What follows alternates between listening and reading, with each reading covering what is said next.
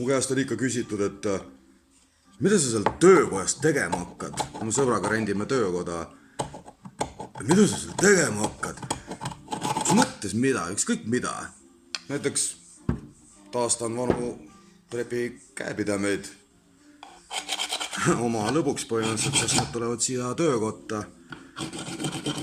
Mida sa siin tegema hakkad? See töökoda, ma võin teha siin ükskõik mida. Peale selle see on mu elutuba põhimõtteliselt, nii et ma elan siin.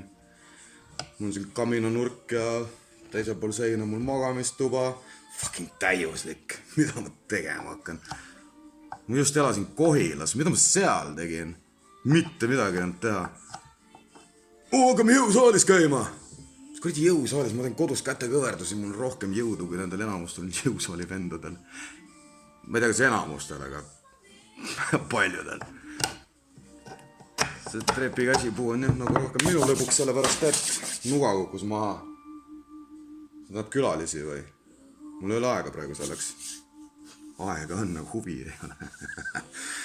See trepi käsipuu tuleb, see on kaminanurk seal, puhkenurk. See trepi käsipuu tuleb sinna ülesse, piirdeks. Koos nende suitsuste klaasidega, fuck, see saab nii ilus olema, see on juba ilus. Mida ma siin tegema hakkan? Fucking naudin elu! Yeah! Okei, töö käib.